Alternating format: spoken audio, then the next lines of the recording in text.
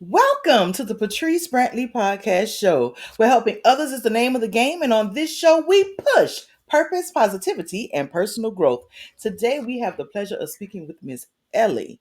I got to tell y'all, she has some great stuff to share with us today. She is going to be talking about literacy, the real issue in America. I got to tell you, I am so excited about this. As we get into this, y'all, it is going to be amazing. I need y'all to hold on to your hats and clutch your pearls, girls, because honey, when she gets here and she starts dropping these stats and sharing what's going on, whew, we really gonna have to talk about some stuff. All right, now y'all know how this go. Y'all know how this go. Come on in, welcome her, welcome her, welcome. Hi. Hey, I am so loving. Thank you so much for being with us today. You are coming in to discuss some amazing stuff with us, and I am just so over the moon about this conversation because I don't think so many people really understand. They hear other things and they hear like the story, oh my God, the main killer. But the Mhm. main issue is literacy. So before I get into all of that, you know how I love to do. Y'all know what I'm gonna ask her. What's your story? Thank you for having me.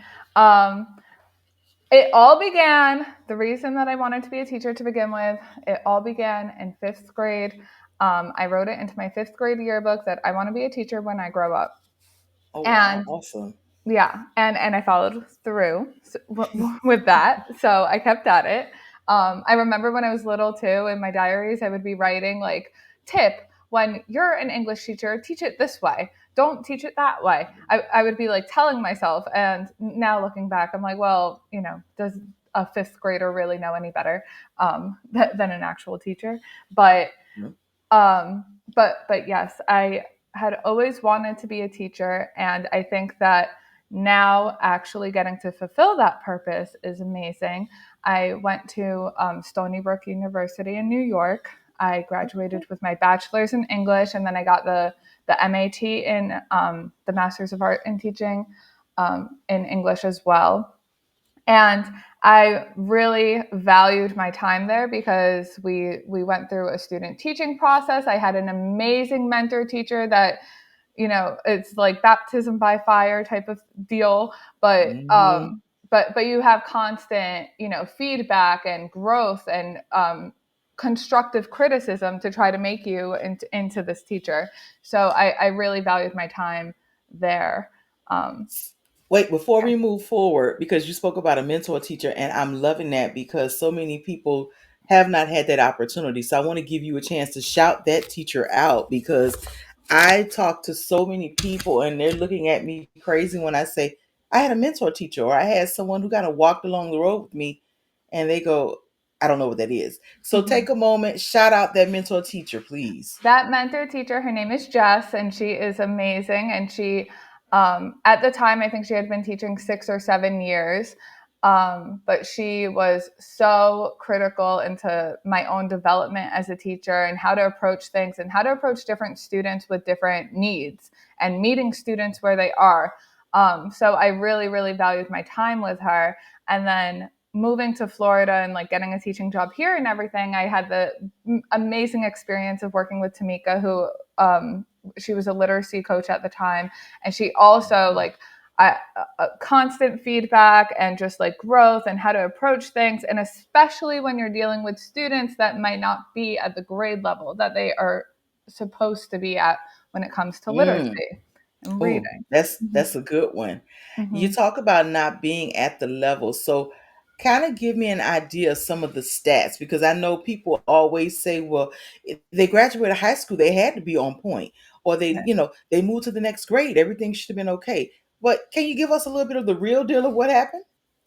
Well, I think in my experience, because I had the pleasure of my experience in New York and then working in Florida, and I think that in my experience, it's not just a Florida thing and it's not just a New York thing. This is going like across the board in the United States, and Mm. the stats do say that it's about 1 in 5 students in the USA will have dyslexia.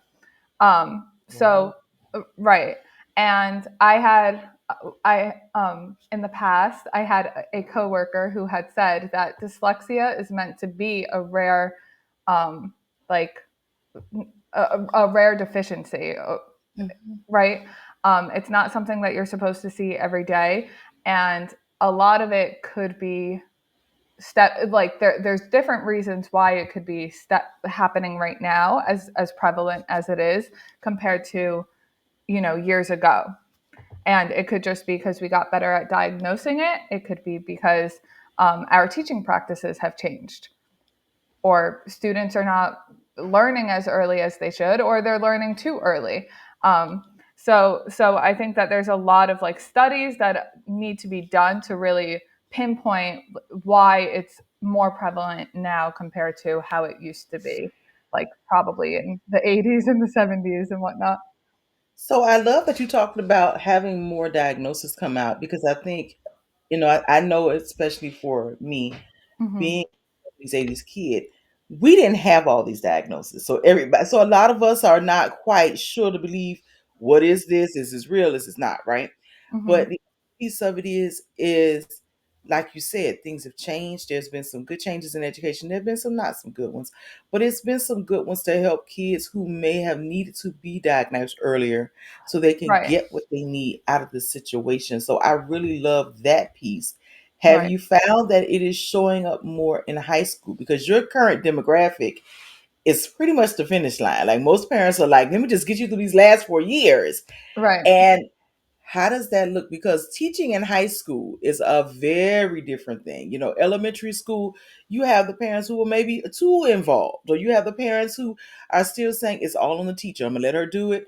Or you have that parent that's just like, you know what, hurry up and go. How does what is life like in teaching in high school? Let's just start there. Um, well, I would say it's exciting and it's fun and I enjoy it. I love my students. They are so brilliant and amazing. And then sometimes you're like, are they too brilliant? Because then they'll pop up using AI or something like that. That's been a battle, I would say, not just for English teachers, but I think professors too in college are really having to battle the AI use. But in general, I think that being a high school English teacher, there's nothing more that I would rather be doing. So for me, this is my passion and like my purpose in life, and I'm happy to have found it so Awesome. young. But with obviously things have changed, and I would say that most teachers probably I came into teaching during COVID basically, so I have Mm. yeah, yes, so I have a different outlook, I guess. But a lot of teachers will say that pre-COVID versus post-COVID, there's just such a difference in teaching. And I think some of it is just attributed to like the use of technology in the classroom versus before. You didn't have, there wasn't such a need for like one-to-one with devices. So go in a little bit deeper because you said you came in the midst of COVID, Hmm. and I gotta say you're my first teacher that I actually interviewed. Like came in the midst of COVID. What was that experience like? I mean, It was, whoa. I know. And I think so many people were struggling across the board, like parents wise, students wise, the Mhm. teachers who, might have not used or been used to using technology at all, having to now figure out all these programs being thrown in their lap. And then um, and then on the student part, not every student does have Wi-Fi. I know it's probably hard to believe for a lot of people, because we're such like a technologically like inclined world. Everyone has a phone and whatever. But then depending on where you live, and this goes for New York and this goes for in Florida too, depending on where you live, it's just not every student has Wi-Fi. They need a personal hotspot that the school is trying to hook up for them. Mm. Um, and they need a device to be able to get on to begin with. So I think that there was a lot of throwing it together by the schools to make it happen, but they came out of it. So and so many teachers, I know of teachers that were dropping off books to students' houses. Like they really went out of their way, and the clubs that they were running, they were bringing food to students' houses that had food scarcity and stuff. So I really think that like so many people came together to really try to keep their school communities like safe and well, but it really did push a lot of parents to the max because parents were having to work from home. Everyone's schedules changed, Hmm. and then they're the parents are also finding out what the students are actually doing at school and how their teachers operate and all of that. So it's a Yes, yes, multi-layered yes. element that was happening. I love how you brought up that, you know what, I think as you said it earlier, so many people think because we're in a technology driven world that everybody has access to internet or everybody has access to a computer or a laptop or a tablet. And truth be told, most of the United States may not. Hmm. And it's not just in rural areas, because people love to say, well, we know in the rural areas they don't. A lot of people in the city may not have access or may not have more than 1 hour access. Right. One thing I really love about the library systems, and I've seen this in quite a few different states, is that if you have a library card, you get a free hour a day. And Hmm. depending on the library system and depending on the community, you may get more than that. Hmm. But I found it to be something that, really shined a light on technology. And does everybody really have access? And I thank you for being honest about it. And I also love how you highlighted in that answer how the community, which is one of those things I always say, I think we've forgotten the village Oh and don't yeah. realize that you need the village to raise a well-rounded child, to have Hmm. a well-rounded family, to have a well-rounded community. That Hmm. village is important because, like you said, there were teachers that were dropping off books. Now, meanwhile, that was never highlighted, but I'm so glad you showed a light to that because I know that there were plenty of teachers in the area where I was that were doing that. They were bringing books, they were bringing extra things to help your child stay ahead. Oh They yes. may have dropped off for lunch or even I knew one particular teacher who was bringing family trays because she knew there was a Hmm. family that had quite a number of kids.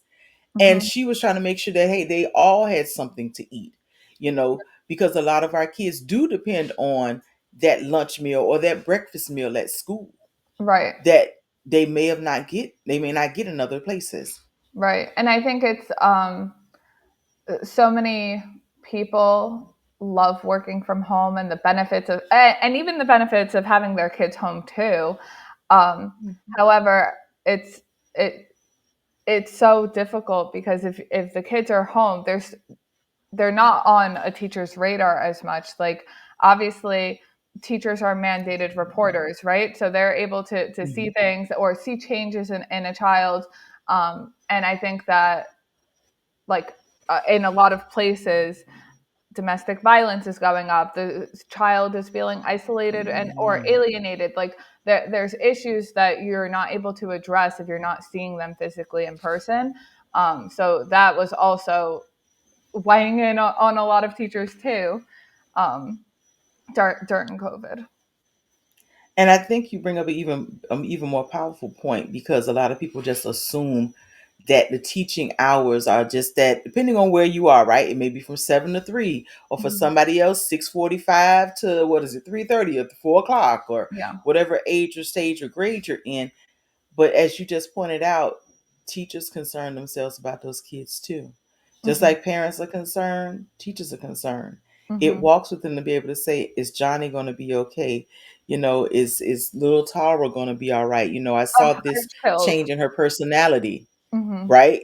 Hmm. And I think a lot of people just assume it's just this, quick 7 to 3, and it's nothing after that. And honestly, it's so much more. It is honestly saying, hey, I care enough about this kid that I worry about them on the weekend. I even worry Right. about them in the evening. Right. Well, and this is a perfect moment to shout out my aunt, Aunt Jean Bacino. She's in New York. She's been teaching 35 years. Oh, She's with the New York City DOE as a hospital and homebound teacher. And she's the awesome. type of teacher that if you're her student for life. Like that's how she operates, you know? So I love it. right, and she will buy them, their birthday gifts, and because especially for a hospital or homebound student, a lot of the times if they're not able to go back to the public school, like they need more socialization. And so she, Mm. she always like takes into consideration her students, and she's amazing. Well, we want to shout out your aunt, and I want to give her props, hype her up, because I don't think people even realize how awesome it is to be able to encounter a teacher like that. Hmm. And must I just say, I salute her, honey. She made it past 30 years, because back, whoo, Hmm. honey, Hmm. we need her recipe. At least I know, honey. She started Because, with the Montessori, and then she moved into the public schools oh, with the wow. DOE and doing hospital and homebound for 23 years so far. Wow. Hmm. It's amazing, and it's even more beautiful to hear and to know once again that teachers are not just that person standing in front of the chalkboard. They're making an impact everywhere. Hmm. And I just love how you just shared that awesome sauce. Listen, we got to shout her out. I loved it. So I got to take a quick switch and a quick change a little bit because I got some bills to pay. So let me go ahead and shout out this sponsor real quick. And y'all stay tuned. We're going to be right back. Hey, are you a teacher who is saying, I need a moment? I need to find someone to talk to. I need you to come on over to the 3S movement. We are a mental wellness placement that actually loves to love on our teachers. We specialize in helping our teachers build up and maintain their mental wellness. We want to give you mental wellness experiences to just show our gratitude to you. If you say, Patrice, I need a vent session, head on over to 3S Movement. Let's set up a time so we can talk and you can vent. If you say, Patrice, I just need to be a part of a support group, come on over there. We got support groups too. If you say, Patrice, I want to be a part of a mental wellness experience, come on over there. Let's talk about it. And guess what? You don't have to do it alone. You can grab that bestie teacher. You could grab your teacher bestie. You could grab that one at your job, and you can say, let's do this together. Let's have some fun.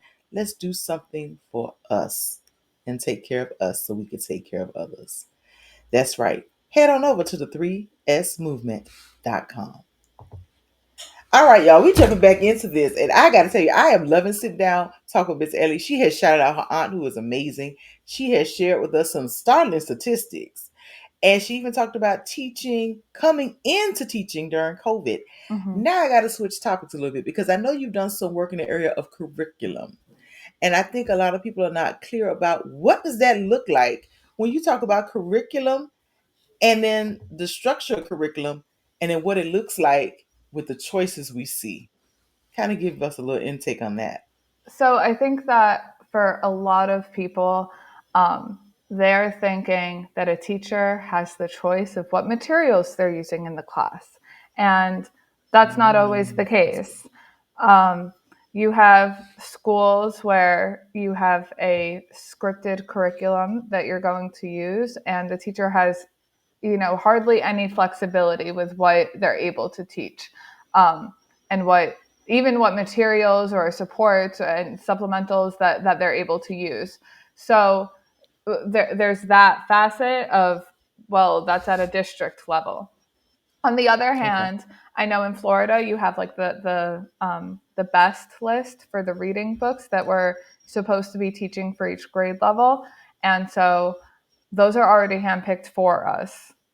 This is, Mm, as a high school English teacher, you have your 12th grade books that it's a list of them, and you might be able to pick four from that list, but you don't just have the freedom to pick anything that you would want to teach.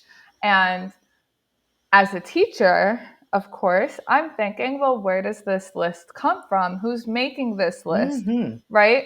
How are we deciding like who's making the standards for us? And a lot of it is coming from policymakers that in Florida it would be like in Tallahassee.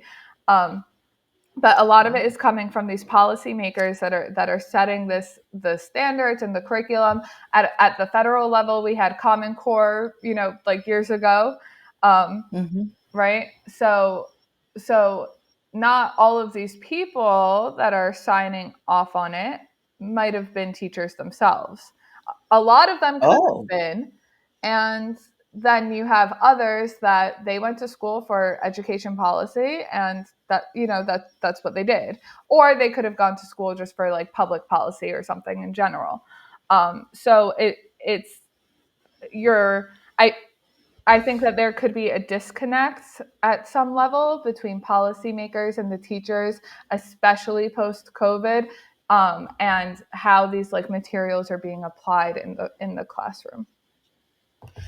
I love how you talked about there being, thank you for breaking down even the structure of this, because I think when people turn on their local news, right, they Hmm. assume that the teacher is in here just teaching all this stuff willy nilly and it got to be this type of way.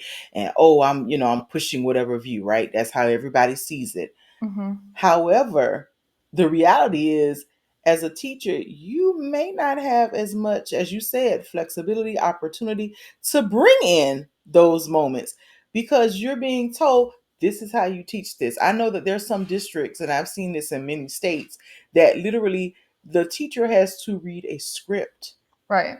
and teach exactly the way the book states. Right. And then there are other places where I've seen you might can slip in a little teachable moment, but Right. you're still pretty much handcuffed to the guide. Hmm. And my thing is, you've taken away the teacher's autonomy. Hmm. And I can recall very much in my days of teaching where I was able to bring in things for those kids who may didn't get it the way the book originally laid it out. Well, And I feel like that's what the disconnect could possibly be. Go ahead. yes, and to your point, if you're in that type of situation, then how are you meeting the needs of everyone in that classroom? Like, Ooh, I like that. right. And we're told, in teaching college and everything, you're told that you should be scaffolding, uh, to meet the needs of your students. So if you're in a scripted curriculum, they might provide some support at some level, like for, sometimes it'll outright like explicitly say it, but other times this is what they want you to teach, and it doesn't even matter if the scaffold is there because your student might be lower than what the scaffold is trying to provide anyway. Ooh. Yeah. so I so think you bring up a good point in that mhm, because, like you said, there may be, but what if I have a kid that comes in way lower than that? mhm.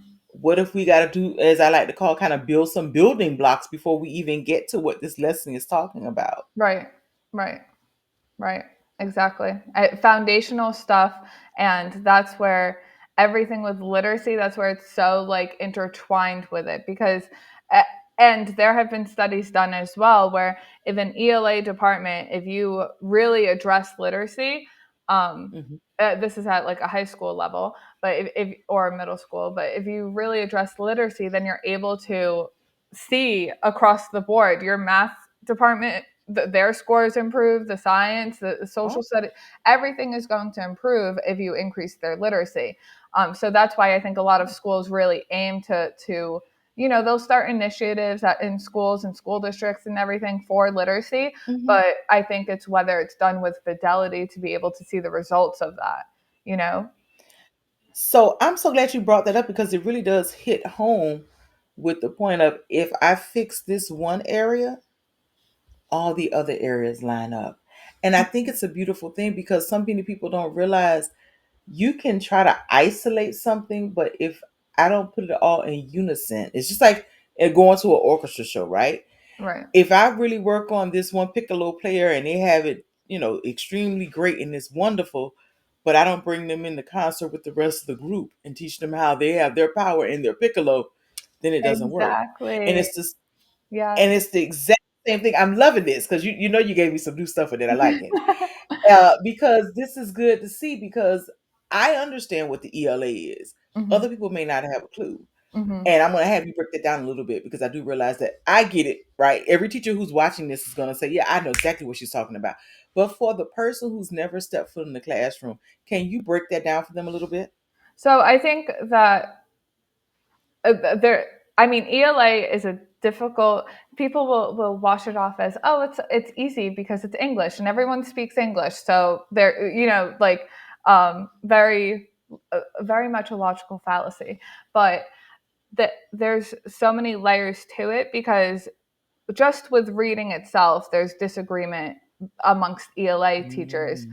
of, are you able to read, or if you're reading Shakespeare, can you really read it if you're not comprehending what it says?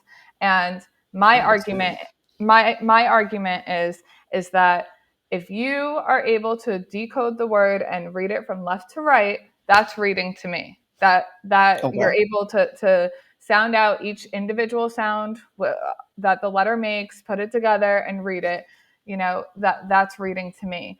But others will argue that there's this reading comprehension aspect to it, and if they're not comprehending it, then they're not truly reading it. And like, even in the science of reading, like in the science of reading, reading comprehension is one of the aspects of it. And uh, for me, it's two separate things. Like, the reading comprehension, that comes when they have all of their, the content mastery happening. So they're reading their science textbooks, and they in the beginning, like, if you're a nursing major and in the beginning you're like, I have no idea what this means, and then at the end you're getting it because your teacher has been teaching you, you've been practicing it, now you understand what the terms mean, how they work together, and it makes sense. But there is this disagreement with ELA teachers about, like, what that actually entails. And then you have the Lexile levels, which points us teachers to where exactly they're falling in terms of their reading level. So around, like, a college level reading level is around like a 1300 ish, as far as the Wow. Lexile. And Hmm. so ideally, as seniors, they should be aiming, at higher than an 1100 or 1200 reading level. Um, but a lot of Whoa. kids are not. They might be at a 600 or a 700, and, like, super super low for where they compared to where they should be. And So wait yes. a minute, because you just brought up. Wait, I just want to make sure I heard that right. You Mhm. said at the end of high school, you should be looking at a 1300 level, and you're saying most kids are not. They're at a 600 or 800 level. And the first thing I'm came not to mind. saying that the majority are at a Okay, 600 not majority. I'm or 800. sorry. Yeah, but there are kids that have fallen through these, gaps basically, and Hmm. they are reading at that level. And um, in general, if you take the whole of the United States, you have 50% of people reading at a sixth grade level. So now translate that to schools, you're going to be having a lot of students that are below grade level. Wait a minute, because what you just said to me just yeah, this blew me right here. I got to stop on this, Yeah. because you're saying there are quite a few people who are reading at a sixth grade level or below, Hmm. and yet this is a time when people are saying they're the most educated people out here and all these different things, right? But when you said that, the first thing came to my mind is the average newspaper, and I know a lot of people don't read newspapers anymore, but we should, Hmm. right? Not just on the screen, but actual old school paper. Hmm. The average newspaper is written on an eighth grade level. Right. So you're telling me that if we pulled out an old school newspaper, Miami Herald, Sun Sentinel, Hmm. the what is it? I think it's Palm Beach Times, that there will be people struggling to read those. Yes, Wow. definitely. That there's not a doubt in my mind, because you have 50. I think it's like 54% is at, and this is across the board in the U.S. So obviously there might be some pockets, of areas that are uh, more like higher in grade level, and others that might be lower. But across the board, that's what we're looking at. So they would struggle reading a newspaper, and reading it, being able to comprehend it, both those two things in conjunction with each other. I think that, like, our vocabulary has gotten lower. So it, Mm-hmm. yeah, yeah. I So agree. it's going across the board. Um, I find it very interesting, and I don't use music as a blame, but I think it's interesting that for those of my generation, don't count the gray hairs, um, our hip hop artists, our R&B artists at that time uh, really made you have to go dig up some Oh, dictionaries yes. to really know. I love there's a young lady on IG who has a whole little section on, reading Mariah Carey lyrics from back in the day. And she's like, Mariah had me working on my vocabulary skills, that kind of stuff, because we all wanted to know, she's singing these beautiful songs. And Right, some of the stuff you're like, what is she singing about? And right. I think it's interesting how we've kind of gotten into this space where it's okay not to know. Hmm. And it's really sad because there are babies who, this is your next generation. This is your future. Right, And we want them to be able to know more than just sounds, and just they should be able to master what they're reading, or at least be able to give you information on it. right. So, but I find it interesting because as we were discussing, you kind of talked about Dick and Jane being the beginning of the end. And I have to say that I'm a little hurt when I heard that, because I was one of those kids who grew up reading Dick and Jane. I mean, But so why was do I. you So was say I. Dick and Jane is the end?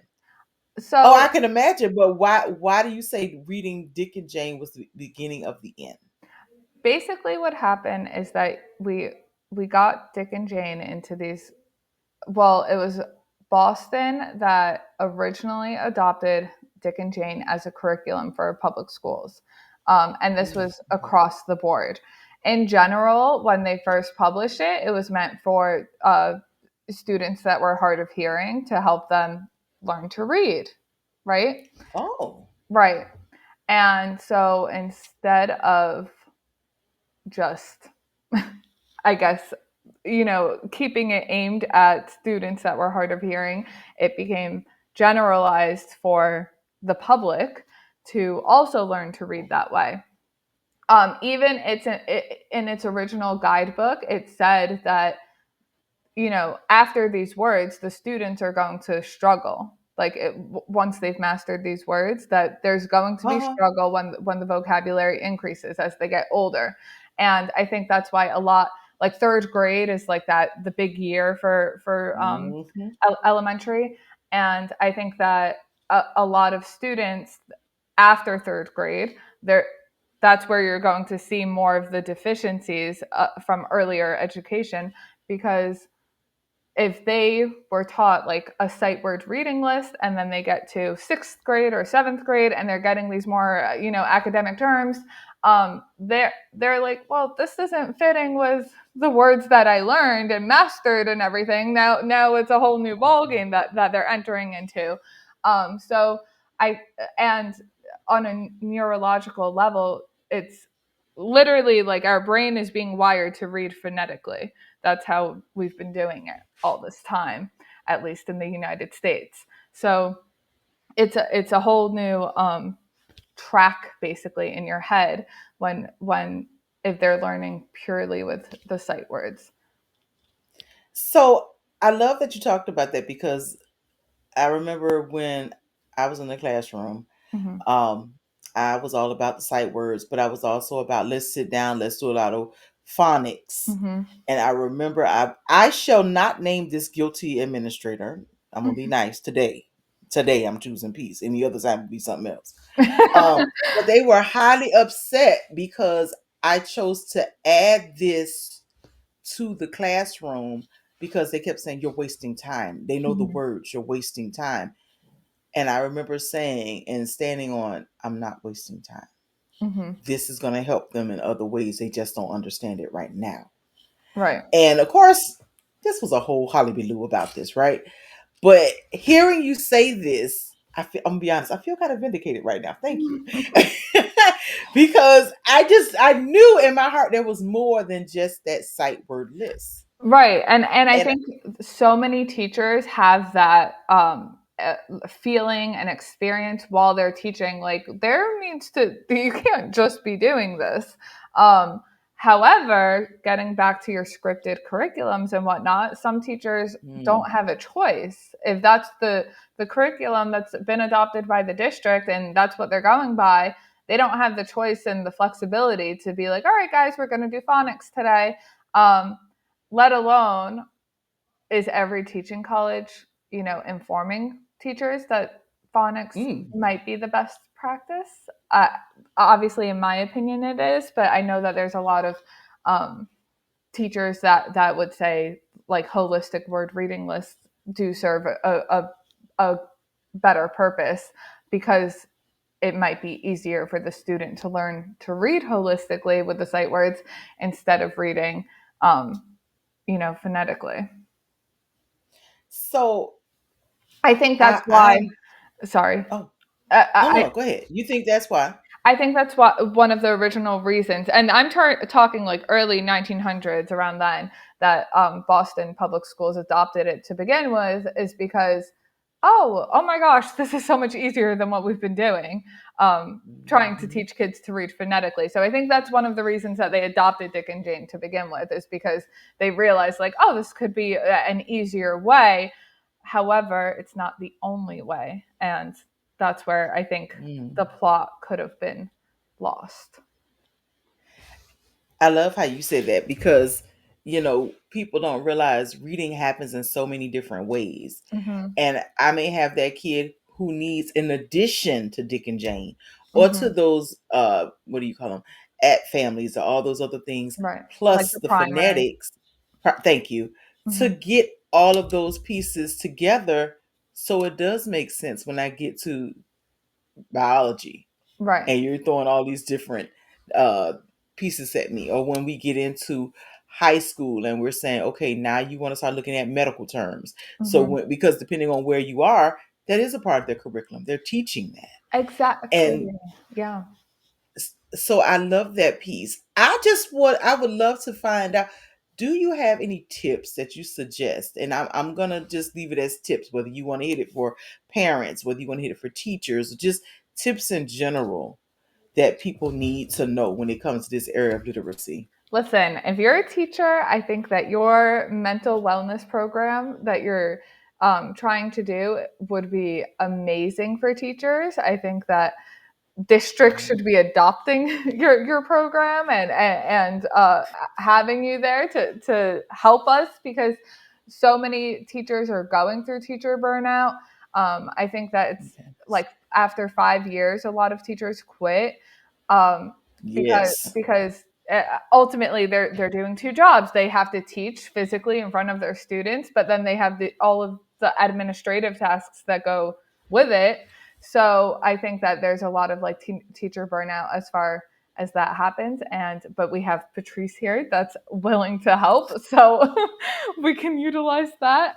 And Yes, we can. for parents, I think that like the the art of reading with your child, it is not Mm, lost. Like we need to keep doing that. I have a son myself, and like I'm reading to him every day, or my husband's reading to him every day, and I think that that's how they're able to adopt all of this like early vocabulary and like expansive vocabulary once they're hitting into kindergarten. So uh, I'm just like that is so important, and it's important for your kid to be able to see like, oh, mom and dad read, or mom or dad read books. mm. So like why wouldn't I read book? Because at that age they're just trying to copy you. I love how you bring this out about mom and dad reading, Hmm. because I think that has become a lost art. I Hmm. think we've become very screen conscious and screen focused, that we totally forget that, just like you said, our kids mimic us, right? So, okay, I'm gonna age myself horribly at this moment.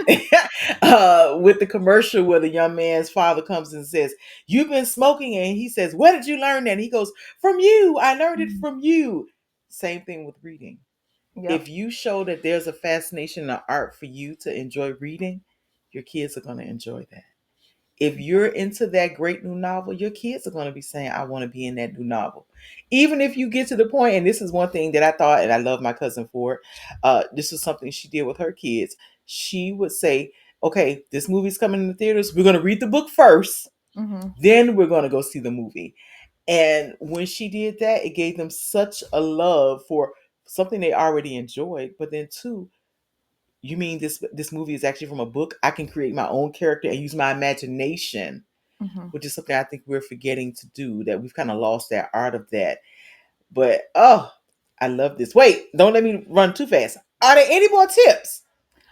Um, I mean, as a teacher, I think that reducing the screen time element would Oh, be that's a good one. very good in turn. Going back to what you're trying to do with this mental wellness and focusing on mental health. I know that you Yes. cover the teacher aspect, but for the students, when they're um, it's called like the book is called The Anxious Generation, and it talks all Yes. about like Excellent book. screen time, right? And it talks all about that screen time, and I think that we've now seen it come into fruition, like when uh, kids have like endless screen time basically, and even last a, a few years ago, I had done a like, all right, guys, what's your screen time in here? And I had tallied like up all of my classes with their screen time, and I had seen it done on social media first, so that the idea was not original, but I wanted to see. And you might have had some students that had 10 hours of screen time in a day, and I'm just like, what are you doing? Wow. Yes, like, and Oh, they're wow. young, like it's either between middle school or high school, and they're young kids. So I think that that book, The Anxious Generation, like every parent needs to read it, and there needs to be some sort of like societal consensus, like let's not have our kids you know endless video games and screen and phones and the tablets and everything. um but yeah. I love that you brought that book up. It is an amazing book. There is another piece of that that the BBC actually has Hmm. been studying. Has it been a little bit over 3 years now? About how, and it might be a little bit longer than that because we're in 2024. Hmm. About the connection to the screen time and how it builds into addiction, gaming addiction, and internet addiction. So I definitely will be bringing that up. I think that would be a very great thing to discuss for people to see, because sometimes a lot of people, you see them just get on your tablet, and Right. sometimes people are on there for educational reasons, but let's be honest, most times they're not, right? Mhm. But I would love to see the data behind what it looks like, not just with that anxious child, but the overall child, and what is Oh the yeah. connection and the link to addiction. Yeah, yeah. And just going back to like parents reading with their kids and everything, like the independent reading time, all of that is so good to build that love of reading, because if they are Mm. able to um, read like that, then when they approach these standardized tests, they have some stamina in them to be able to sit through the Absolutely. test to begin with. Whereas, with the phone and or tablets or the video games, it's like that, it's constant changing when you're doing something like that, whether you're scrolling Mhm. through TikTok or you're on, I don't know, some video game. It's constant changing, and so they're not used to that, just stillness and being able to focus on one thing for an extended period of time. Um, but yeah. I'm gonna let you have our final thought, because I have enjoyed this. You have given me some things to leave and chew on and say, wow, let me make sure that I am doing those things to keep up my intellectual wellness. I'm a very big believer of, having that book a week and sitting and reading. I mean, right now I'm in quite a few different books. I think I'm in the, oh my gosh, Prophetic Reset is one. The Art of Prayer is another. I love that. One of my favorite ones right now. Uh, Overcoming holiday dysfunction, and this has been one of my big ones right now. How do I keep from overspending? I love What do that. I do? How do I not get caught up into the pressures of the Mhm. holiday season? So I would love to know your final thought. I think ultimately, my final thought would be that we need to strive for giving our kids this chance of having a good foundational reading structure that they can use to prosper as they get older. So, uh, how that looks to me is that you have parents that are able to read to their kids, and not only that, but you're creating this community at your school where it's acceptable to be reading a book and not being made fun of or something, where teachers are Mm, engaged in asking like, good. what are you guys reading today? Are you reading a book? Like, I think That's good.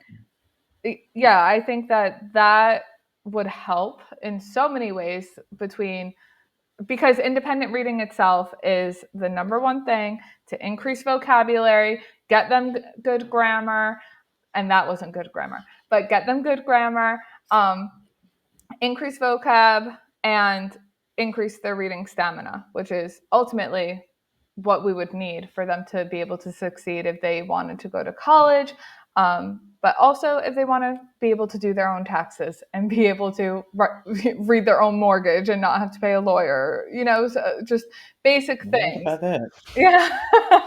Yeah, just more basic things, that if their literacy has increased, independent reading is one way to go about that. I don't think I could have said it any better. I love that Miss Ellie took her time today to join us. Listen, y'all, give her one more big hand. I'm just, this has been